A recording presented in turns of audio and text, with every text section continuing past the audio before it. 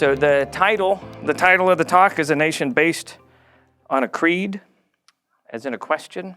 This is G.K. Chesterton's famous phrase, Catholic social teaching and the American experiment. And so I'll start with the man who is the only pope I ever knew until 2005, or knew of, I should say, and that's St. John Paul II. And so we'll start with John Paul, who spoke at an American ballpark in 1995. And here's what he said. He said, "America has always wanted to be a land of the free. And today, the challenge facing America is to find freedom's fulfillment in the truth," end quote. So that question of freedom and truth, what to do with one's freedom, that's long been a special challenge for Catholic Americans for a variety of reasons. One is that the United States was born in a revolution, during the Enlightenment, speaking the languages of liberalism and Protestant Christianity at the same time oftentimes. And even as popes condemned liberalism and worried that religious liberty was actually a cloak for religious indifference, American Protestants argued that the Catholic faith was incompatible with democracy.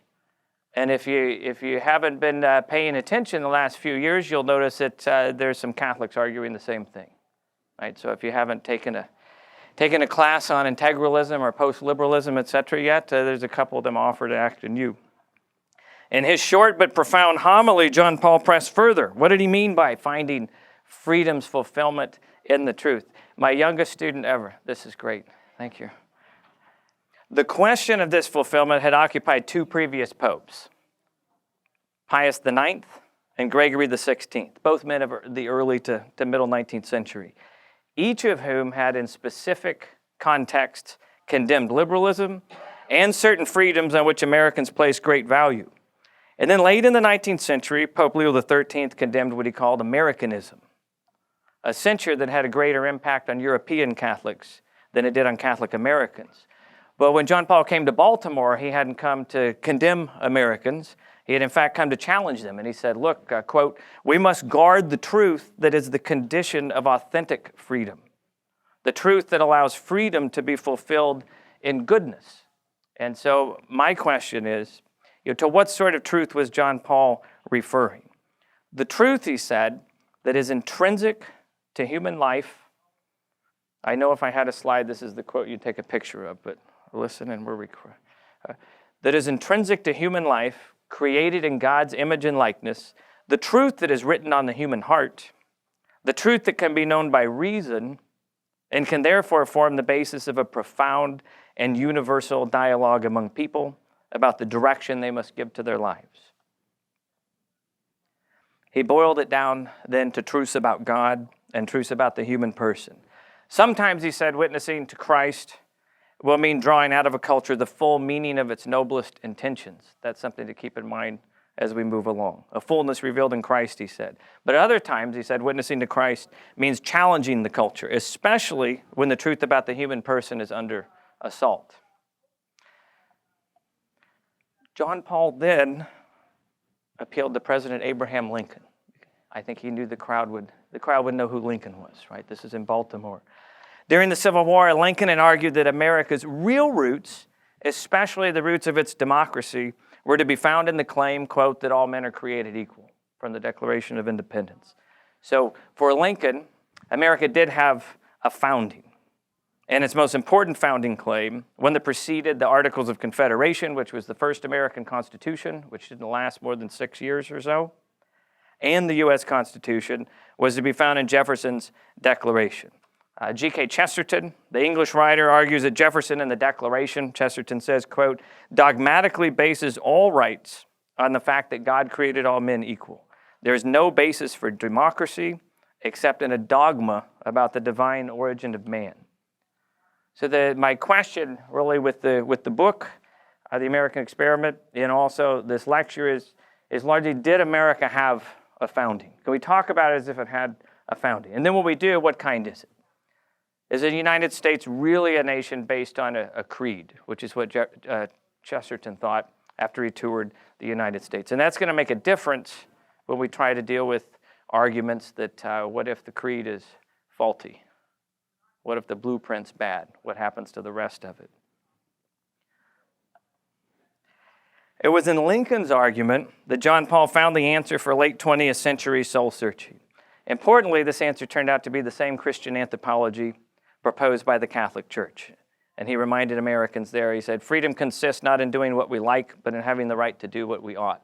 I imagine you've heard that at some point already this week, and we'll hear it again. The truths about the human person and thus about the human community that are present to some degree, in the words of Jefferson and Lincoln, are seen to their fullest extent in Catholic social teaching. Catholic social teaching, as it has developed since Leo XIII's encyclical Rerum Novarum, is rooted in three assumptions about the human person and natural law. The first is that the human person has transcendent value. So we could throw in the word dignity there. Number two, because of this, the good of the person cannot be subordinated to other goods. And three, it follows then that social structures, governmental or otherwise, must either be ordered to this good or at least not interfere with it. The Catholic Church teaches that the ultimate purpose and final end or telos of the human person is to know, love, and serve God. That's revealed truth, unknowable by other means, including reason. It's a truth that sets one free, and that revelation of truth means that all human relationships ought to be ordered according to love. So is the American political order compatible with Catholicism and its social doctrine? I mean, in some ways, the answer rests on what compatibility means. No political order is fully compatible with Catholicism or the Christian dispensation, but heaven. Not even the great civilization called Christendom, and it produced Dante and St. Francis of Assisi and Thomas Aquinas. John Paul clearly found great promise in America and in its democracy, in its religious freedom, and in its recognition of human dignity and the claims made by Lincoln regarding human equality. And I think he knew, John Paul, that the talk of compatibility with democracy is not to approve every decision the demos, the people make, any more than our freedom of the will means God approves of every decision we make. Neither was Thomas Aquinas, namesake of my college, making a case for anarchy when he argued that not everything that is immoral should be illegal. Nor was Thomas arguing for religious indifference when he wrote tolerating non-Christian rights, quote, either on account of some good that ensues therefrom or because of some evil avoided. So religious toleration, I would argue, was not a creation of Enlightenment liberals or of Dignitatis Humanae. It had a long heritage. It had what Russell Kirk called the sanction of experience in the American colonies and in the early republic. That principle, Kirk points out, owed almost nothing to the theories of the Enlightenment then popular in France, end quote. It was also a part of the Catholic tradition even when not practiced. And at least in the book, I spent quite a bit of time on Maryland, but I can't in here, but on the history of the colony of Maryland. But as I explain in the book, the history of the United States played a key role in the development of the magisterial teaching on religious liberty that produced Dignitatis Humanae. That's a production of experience. That's development. The history of the United States marked a genuine development of human understanding that liberty and religious liberty specifically could play a preservative and stable influence on societal order rather than a destructive one. In the words of Dignitatis Humanae, quote, in order that relationships of peace and harmony be established and maintained within the whole of mankind, it is necessary that religious freedom be everywhere provided with an effective constitutional guarantee, and that respect be shown for the high duty and right of man to lead his religious life in society, end quote. The United States was not founded with a creedal blueprint drawn up by Enlightenment liberals indifferent to and skeptical of religion. Freedom of religion in America developed as part of a long struggle for liberty and a lived experience with its blessings. It was an imperfect inheritance, eventually protected by the Constitution and then enhanced by practice. In a book I wrote on the Mexican-American War, it's all about anti-Catholicism in the 19th century, so it's not always a happy story. Right? The religious liberty just doesn't come full-grown in the 1790s or 1780s. But the Catholic Church has no prescription for a political order for Christians. Christianity has flourished under deep oppression. Think of Rome before 313, for example. It's atrophied in states where crown and altar were unified, including even in the papal states. St. Augustine argued that the true end of the city of man is the maintenance of peace and perpetuation of justice on earth. As a good, that's in agreement with the highest good of mankind, the city of God. The state's most appropriate role is to ward against the various forces of destruction so that people might reach their end in God. St. Augustine of Hippo puts it this way in talking about the pilgrim church on earth amid this plurality of civilizations. This heavenly city, he says, while it sojourns on earth, calls citizens out of all nations and gathers together a society of pilgrims of all languages, not scrupling about diversities in manners, laws, and institutions.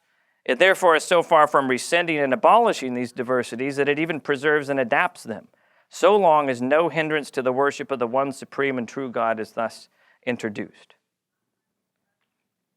So I think what we'll do next here is determine whether America was really founded on a creed, and then I'll talk about what kind of creed maybe that was, if it was indeed.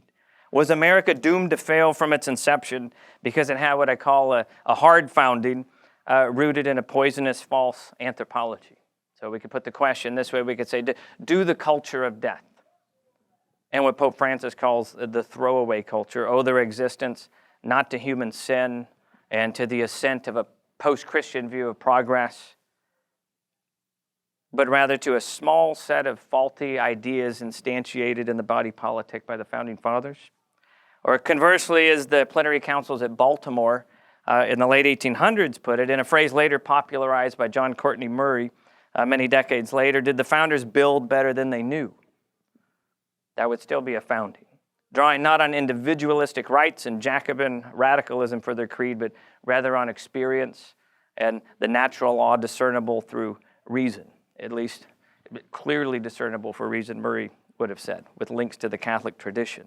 And finally, what if there was no hard founding, no consciously wrought creed as such, but rather the preservation and codification of ancient traditions with links to the classical and Christian worlds? Or so to paraphrase John Paul, we want to know whether the American experiment is an experiment in freedom only or an experiment of freedom and truth. And I divide these into two schools of thought: consideration of the meaning of America. Chesterton laid out the first of these when he toured the United States in 1921 and again in 1930. And like Charles Dickens and Lord Acton before him, he wrote about it. I think Chesterton wrote about everything. But he wrote a couple books on these. And along with those and a bunch of newspaper columns that Chesterton also wrote, in his first book, What I Saw in America, he writes this. He says, America is the only nation in the world that's founded on a creed. That creed is set forth with dogmatic and even theological lucidity in the Declaration of Independence. Perhaps the only piece of practical politics that is also theoretical politics and also great literature. It enunciates that all men are equal in their claims to justice. The government exists to give them that justice, and that the authority for that reason is just. It certainly does condemn anarchism, and it does also by inference condemn atheism, since it clearly names the Creator as the ultimate authority from whom these rights are derived. So America, according to Chesterton at least, had a founding. That is, that well-documented moment in time wherein the nation was created. And the founding occurred on the basis of very specific ideas about justice and equality and the human person. John Courtney Murray agreed with Chesterton. Murray liked to call the American experiment the American proposition. And he admitted that in the 20th century, the equality of human persons was no longer self-evident and could be questioned. That's like a get-out-of-jail-free card when you start your philosophical argument by saying, this is self-evident. You can't really do that. I mean, people have done it, clearly, but that's only when you're in a hurry, right?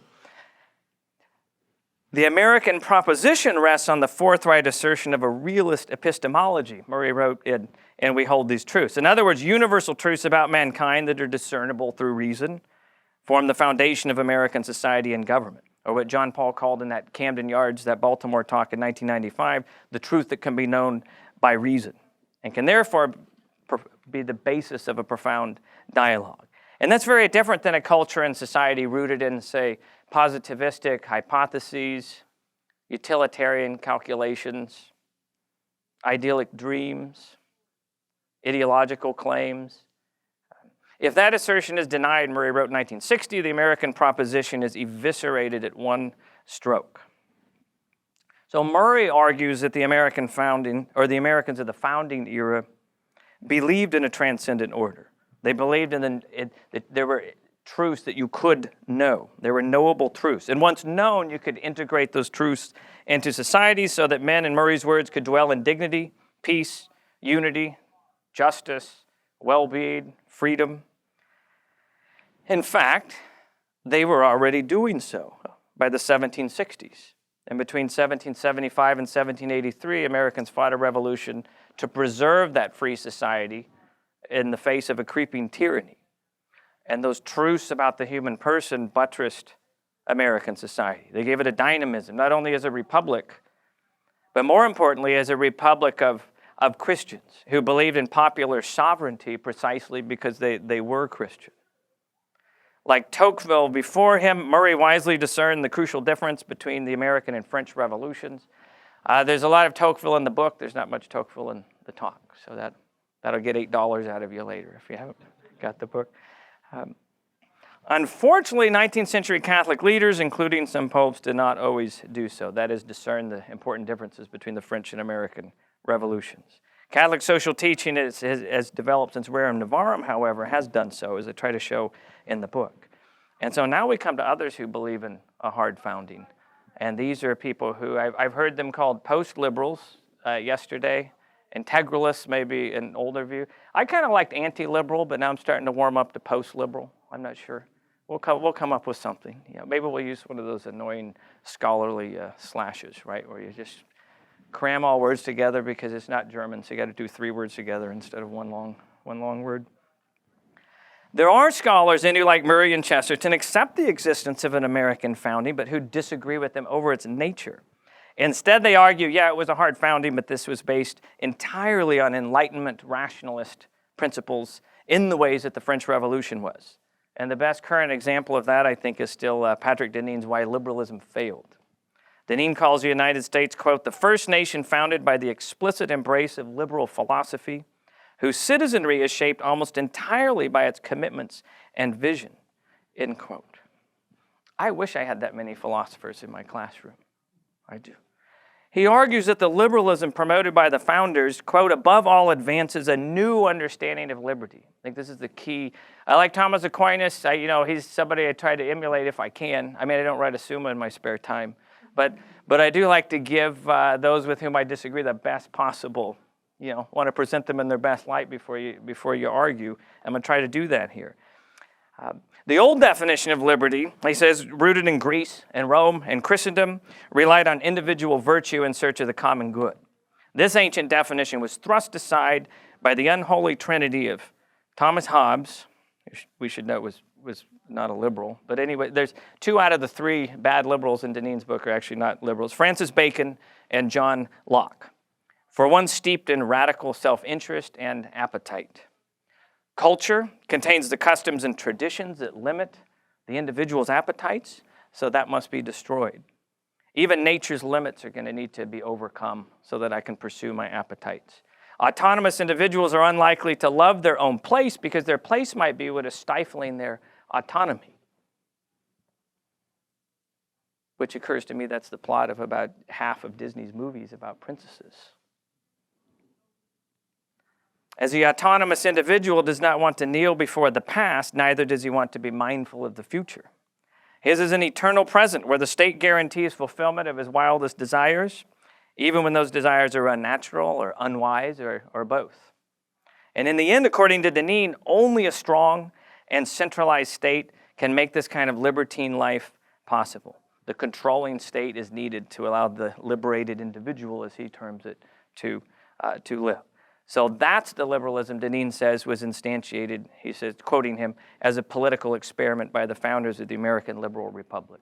That's the American experiment as Deneen understands it. And because the liberalism was based on a false anthropology of radical human autonomy and not on the same Christian anthropology that gave birth to the concepts like liberty and the understanding of virtue in the first place, the American experiment then was doomed to fail. There's some good intellectual history in Deneen's book, and he's at his best, I think, when he tries to explain modernity and identify problems. And I think the post-liberals are pretty good at identifying problems. He's good when he talks about liberal conservatives and conservative liberals, as he calls them in America. But as Samuel Goldman argues in his critique of the book, there's an ahistorical argument of inevitability here. Whenever we attribute profound social and political changes to arguments in philosophical treatises. So as Goldman puts it, quote, "It may be true that the philosophical currents that Deneen traces back to Bacon were necessary conditions for the American founding, but they were neither sufficient nor determinative," end quote. So that what you get is this kind of, Goldman calls it an inverted Whig history, where liberals expect progress, Deneen would be expecting decline and corruption. And it's kind of Whig history, but just backwards. And so that's in my view, ahistorical analysis, which leads us to our second main school of thought to consider when assessing the compatibility of the American experiment. One that is not as ahistorical or theory-driven as Deneen's in its condemnation of American democracy, nor is committed to the idea of a hard founding as, say, John Courtney Murray when he was praising the American proposition. I think the best example of this school of thought is Russell Kirk. This is the school of thought that rejects the idea of a hard American founding. Kirk held that America was not a new creation born of Enlightenment liberalism. And this was somebody who believed in American exceptionalism and an American cause and a mission. Rather, what it was, Kirk says, is the preservation of a complex, long-developed civilization rooted in London, yes, but also in the political and the philosophical and the moral traditions of Athens and Jerusalem and Rome. So in essence, unlike the French Jacobins, Americans had engaged in a revolution not to promote radical ideologies or to defend universal egalitarian claims, but to preserve their traditional liberties. And good order in a society like that, Kirk says, would rely more on virtue and tradition, or what Tocqueville calls mores, than on state power. For Americans knew too well already how easily the power of a state or a state church could be abused. Thomas Jefferson's own reflection on the Declaration of Independence, I think, bears this out. If any of you are familiar with his reflections on the Declaration, they were almost 50 years after the Declaration. So this is the old Jefferson, and he's writing in a letter to a friend of his, and he says, this was the object of the Declaration of Independence. Not to find out new principles or new arguments never before thought of, not merely to say things which had never been said before. That's for dissertations. But to place before mankind the common sense of the subject in terms so plain and firm as to command their assent, and to justify ourselves in the independent stand we are compelled to take. The Americans really thought they needed an argument to have a revolution. Neither aiming at the originality of principle or sentiment, nor yet copied from any particular and previous writing, it was intended to be an expression of the American mind, and to give that expression the proper tone and spirit called for by the occasion. He goes on to say, all its authority, it harmonizes the sentiments of the day. He just said this stuff is kind of in the air. And he mentions a few names. Aristotle, Cicero. He does mention Locke, Sidney. He mentions a few, and then he has one of an et cetera at the end. That could mean, of course, a lot of things, but we don't know what he's thinking of. The Declaration's central philosophical claims about the nature of man and liberty and equality and limited government had a pretty broad consensus among most of the patriots. But there was a tension over each of those things. I talk about this tension in the book. It's the tension you see leading up to the Civil War. Are these unique rights for the descendants of Anglo-Saxons, or are they somehow universal rights that the Anglo-Saxons have preserved? So that we'll later get John C. Calhoun saying ours is the government of the white man. This is in the 1840s. That tension's there in the very beginning, right? Between the universal and the particular. The Declaration is not a systematic treatise on government. Moreover, Congress had edited Jefferson's initial draft, removing those things that might shatter the growing consensus for independence, such as his condemnation of slavery. So this is why context matters. You can, as an historian, contextualize yourself out of anything and then nothing matters, and we know there's historians who do that, right? It's out of context. But it does make a difference. It's instructive to situate the Declaration in time and place because its final text was a compromise. Even more so than the Declaration, the Constitution was a compromise. When my students ask me what was the first compromise over slavery, I always say the Constitution. I don't say the Missouri Compromise in 1820. There's little in the order codified in the Constitution that's intrinsically opposed to Catholic social teaching. Were the Constitution not a compromise made by a people with a Christian worldview who recognized the importance of virtue, but rather an ideological blueprint based on a faulty anthropology of radical individual autonomy, that wouldn't be the case.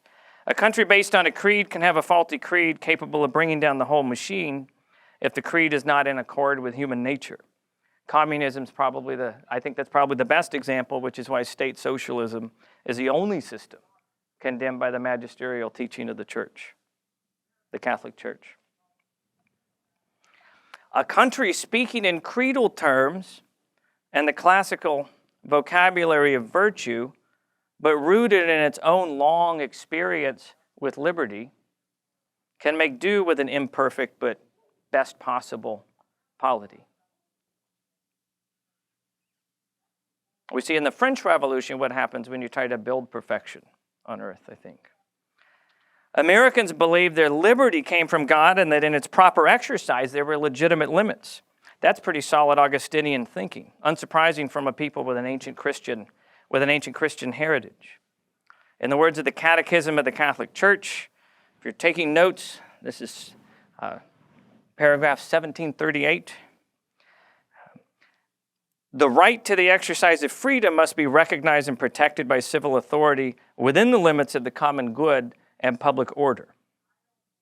So Americans weren't making a request for new rights abstracted from 18th century philosophy.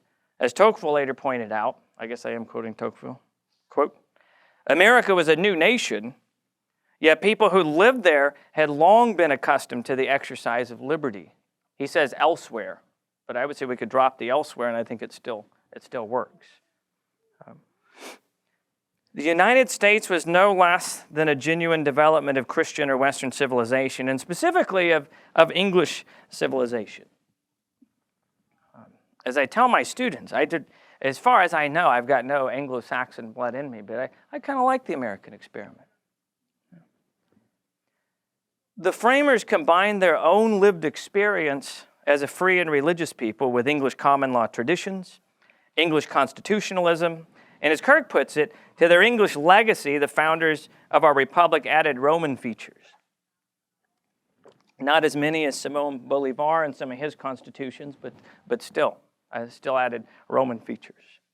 The government of the city of man would do the minimum necessary to preserve order, while the city of God would be left free to transform culture and society. And in such a culture, Catholics, no doubt, could provide a Christian witness. To quote John Paul again, drawing out the full meaning of these noblest intentions. Even in revolution, Americans recognized that liberty entails limits and duties. They also believed that the source of their liberty was God, transcending both the state and the individual. And more importantly, Americans rested their claims in a tradition that understood constitutional rights as universal natural rights, shaped over the centuries by local concerns and developed via prudence. Those universal natural rights in other language form the nucleus of Catholic social teaching about the life and dignity of the human person. Quote, every human person created in the image of God has the natural right to be recognized as a free and responsible being. Thomas Aquinas had put it as free will and self-movement because he was more concise, but still, the compendium's pretty good. It's got a lot of Thomas in it. Americans were not ideologues seeking to make reality fit their abstract theory about the way things ought to be. Most agreed with Patrick Henry, who said, quote, the only sure guide for our feet is the lamp of experience. John Dickinson one-upped that and said, he said, experience must be our only guide. Reason may mislead us if we just all sit in a room and draw up the perfect blueprint. And despite its rights language, and there's a lot of work by Jim Stoner in his books on this topic, which is where I draw much of this. Despite its rights language, Jefferson's declaration is best understood as the fruit of reflection on this long experience. When you put that in context, you realize for hundreds of years in the English tradition, there's declarations and proclamations against the abuse of authority by king, parliament, etc. And states had their declarations. I mean, there were there were hundreds of declarations because townships had declarations during the Revolution. This is the one that comes out of Congress. This is the Catechism of the Catholic Church. Again, the right to the exercise of freedom, especially in moral and religious matters, is an inalienable requirement of the dignity of the human person. So this is how Dignitatis Humanity gets at this. Religious freedom limits government, even at the same time it preserves human dignity. This is why it's such an important foundational freedom.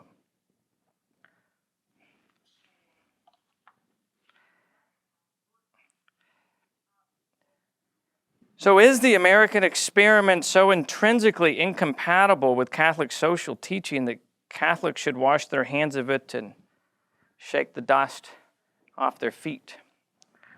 Is redeeming the time, to quote St. Paul, a waste of time for Catholic Americans? The Catholic English historian Christopher Dawson didn't think so. Here's what he wrote in the early 1960s when he was in the United States.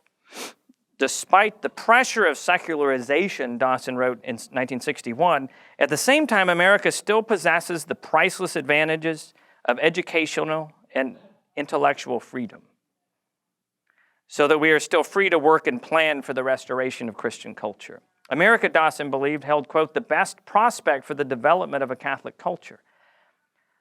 Lyman Beecher would have rolled over in his grave if he was able to hear that, the leading anti-Catholic thinker of the early 19th century. Why the best prospect? Dawson thought, as a Catholic, because of the combination of freedom, democracy, and, quote, a much richer cultural inheritance than anything that American Protestants knew. Catholics were uniquely poised, he thought, quote, to engage their nation's norms without capitulating to currently prevalent secularism. Dawson believed, in other words, in the transformative power of Christ and of Catholicism is what he's thinking in particular. And so America is indeed beholden to some big ideas, and these are ideas that have been elaborated upon or abused or rejected over the last 240 years. But I don't think that's the same as a founding, if by founding we mean fashioning out of whole cloth a new nation based on liberal democracy as defined only by a small group of men detached from history and wholly shaped by those Enlightenment ideals, contrary to the classical and Christian heritage of Western civilization. It seems to me that when ideas of human freedom were codified by Americans, they tended to be rooted in the Christian worldview of the human person as intrinsically dignified with the right to life and liberty. This is why the Constitution outlawed the slave trade 20 years down the road. There's kind of this implicit recognition among all of them that there's something wrong with slavery, justice, etc. And Jefferson wrote great words. His practices and his words they're in different camps, right? When it comes to slavery, but it's not as if they're not thinking about these things. So America may be a country with a creed, as Chesterton said, but this was no creedal country, again, in the sense of having an ideological blueprint where if you got that anthropological error, it's done. The whole edifice is going to crumble. This was the fruit of human experience, for good and ill, the fruit of human experience, with great promise, but also great potential peril. Chesterton noted as much as well, and so I'll quote Chesterton at length here a bit.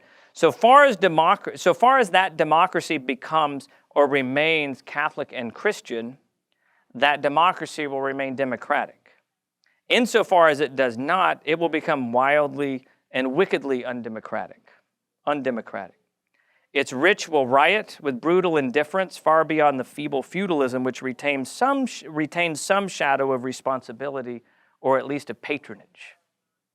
Its wage slaves will either sink into heathen slavery or seek relief in theories that are destructive not only in method but in aim, since they are but the negations of the human appetites of property and personality.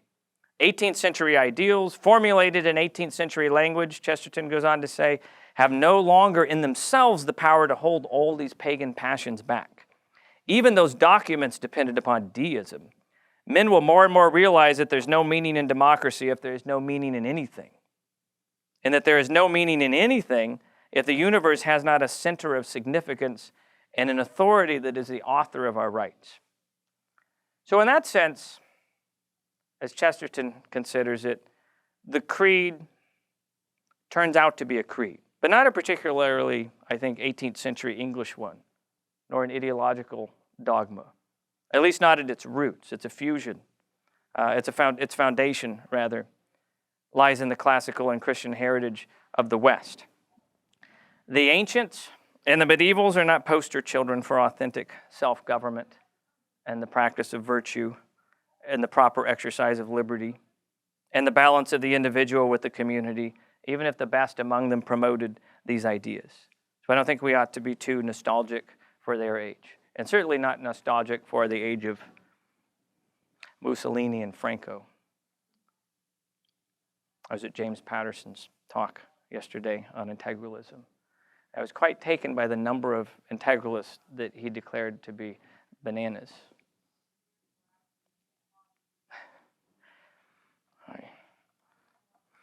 Not being a deeply informed scholar about the integralists, I can't quite go that far. So I'm just going to quote them and describe them. I've already offended one person, clearly. He really doesn't like it. Yeah.